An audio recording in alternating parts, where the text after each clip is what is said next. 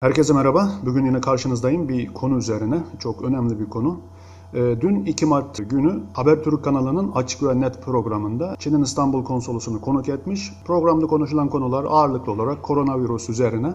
Ama tabii ki Doğu Türkistan'daki toplama kampları meselesi de soruldu Çin konsolosundan. Bu programda Çin'in verdikleri cevapların büyük çoğunluğu yalan, iftiralarla dolu. Ben şimdi koronavirüs ile alakalı söylenen yalanlara fazla değinmeyeceğim. Ben sadece bu Çin'in bizlerle ilgili, yani Doğu Türkistanlılarla ilgili olan bu kısmına cevap vermeye çalışacağım. Bu programda sunucu hanımefendinin toplama kampları ile ilgili sorusuna bu Çilli diyor ki Türkiye'deki bu konuda konuşanların çoğu oraya gitmedi. Yani Türkiye'deki siyasetçileri ve Doğu Türkistan davasına gönül vermiş. Oradaki zulümlere sessiz kalmayan insanları kastediyor burada. Onlar oraya gitmedi.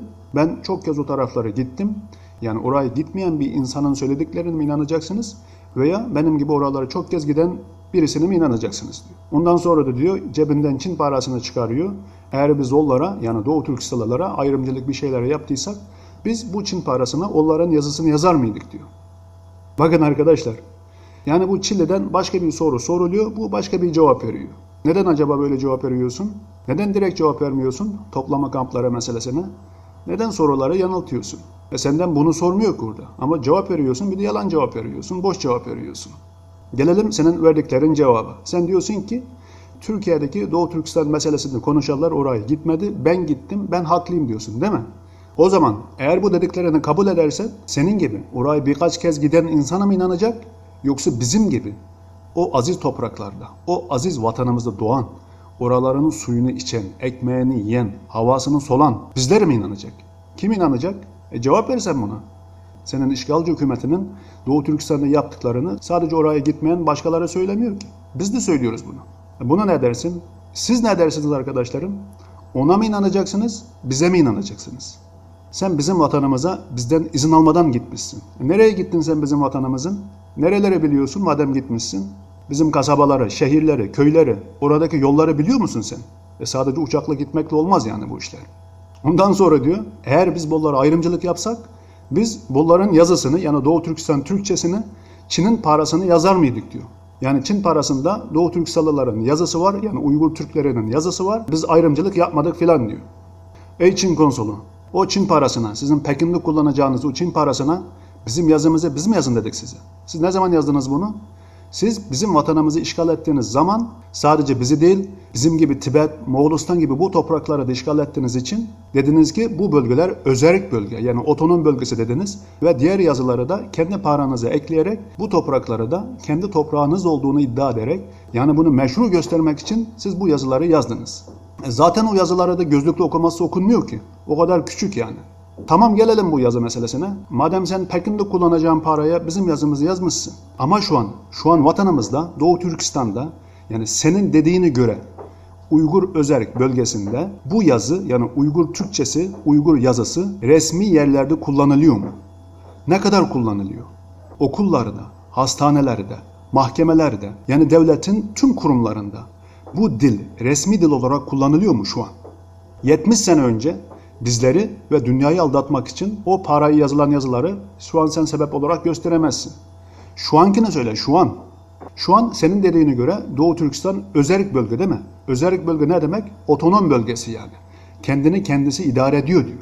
Ve orada senin dediğine göre, yani oradaki senin yaptığın anayasaya göre Uygur Türkçesi ve Çince resmi dil olarak kullanılıyor değil mi? Bu senin kendin yaptığın yasalarla belli. Yani şu an dünyada birçok ülkede olduğu gibi Kanada olsun, Finlandiya olsun, yani birkaç tane dil resmi dil olarak kullanılıyor. Ama şu an bizim memleketimizde böyle kullanılıyor mu? Bu senin yaptığın yasa işliyor mu şu an? Nerelerde işliyor? Şu an sen Doğu Türkistan'da bizim dilimizi, Uygur Türkçesini, yani Doğu Türkistan Türkçesini tamamıyla yasakladın. Yani resmi yerlerden tamamıyla sildin. Yalan mı bu? Yalan olursa bunu ispat et. Ve senler bizim oradaki milyonlarca kardeşlerimizi toplama kamplarına atmanın bir sebep olarak o kardeşlerimizin Çinci bilmediğini iddia ediyorsun. Ve diyorsun ki bu insanlar Çinci bilmiyor, burada Çinci eğitimi görecek. Doğu Türkistan'da söylediğim gibi kendi yaptığın anayasada Uygur Türkçesi oranın resmi diliyken o insanlar neden Çince öğrenmeye zorlanıyor ki? Önce sen bunu bir izah et. Arkadaşlar, tam bu noktaya geldiğinde birçok insanın kafası karışıyor. Yani Doğu Türkistan'ı sanki Çin'in bir şehriymiş gibi düşünüyor. Öyle değil arkadaşlar. Yönetim olarak yani Çinlilerin dediklerine göre orası şu an özerk bölge. Özerk bölgede diyor ki burada Uygur Türkçesi ve Çince resmi dildir diyor. Resmi yerlerde devletin tüm organlarında bu iki dil kullanılır diyor. Böyle bir durumda oradaki Doğu Türkistan'da bizim kardeşlerimizin Çince öğrenme gibi bir zorunluluğu yoktur arkadaşlar. Eğer Uygur Türklerinin orada Çince öğrenmesi gerekiyorsa yani zorunluysa oradaki milyonlarca işgalci, yasa dışı bizim memleketimize, vatanımızı göç etmiş işgalci Çinlilerin de Uygur Türkçesini öğrenmesi zorunlu olması lazım. Bu yasalarla bellidir. Yani bu Çin işgalcilerinin kendisi yaptığı yasada böyle diyor. Bunu biz demiyoruz arkadaşlar. Ve hatta yol tabelalarında Uygur Türkçesi üst sıralara yazılır arkadaşlar. Çince alt sıraya yazılır. Bu Çinlilerin kendileri yaptıkları yasalarla sabittir ama uygulanmıyor. Şu an bizim çocuklarımız anaokuldan itibaren Çince eğitime tabi tutuluyor. Kendi dilini, kültürünü, tarihini, dinini yok etmeye çalışılıyor. Ve bu sürekli uygulanıyor şu an. Eğer bunlar yalansa, ey Çinli sen bunu ispat et. Madem sen bizim yazımızı Çin parasını yazmışsın ama şu an neden bizim kendi topraklarımızda bu yazımız bir işe yaramıyor? Bunu ispat etsin. Ve Doğu Türkistan'da Uygurca ve Çince resmi dilken neden bizim insanlar Çince öğrenmeye zorlanıyor? Sen böyle yalanlara bir yere varamıyorsun. Her şey açık ve net ama sen hala yalan söylemeye devam ediyorsun. Uydu görüntüleri var. Sen hala neyi inkar ediyorsun burada? Toplama kamplarına hayır burası toplama kampı değil, burası eğitim merkezi dedin. Açıktan açık yalan söylüyorsun ve şu an sen binlerce camilerimizi yıktın. Bunların hepsi kayıtlı, uydu görüntüleri var. İsteyen herkes görebilir arkadaşlar. Şimdi toplama kamplarını diyor ya, bunun içinde biz eğitim veriyoruz diye. Ondan sonra camiler ne oldu şimdi? Camilerimizi yıktın, onun uydu görüntüleri var. Camileri niye yıkıyorsun? Şimdi bunu ne diyeceksin ya? Bunu merak ediyorum. Şimdi sen bizim camilerimizi parka, otoparklara çevirdin. Niye böyle yapıyorsun?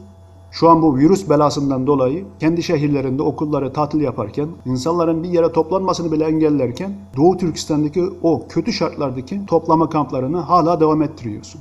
Ve dışarıdaki insanları bile kapatıyorsun ve onları aç bırakarak ölüme terk ediyorsun. Bu mu yani senin çözümün?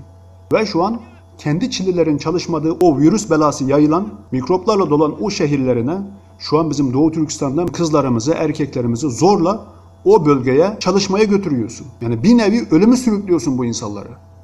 Yalan mı bunlar? Hepsi belgeli, hepsi kayıtlı. Bunları tek tek açıklayacağız. Dolayısıyla böyle yalanlara bir yere varamıyorsun. Kendini boş boş yormanın bir anlamı yok. Herkes biliyor. Senin Doğu Türkistan'ın neler yaptığını tüm dünya biliyor artık. İşte bu konu hakkında sizleri bilgilendirmek istedim arkadaşlar. Yine tekrardan görüşmek üzere. Allah'a emanet olun.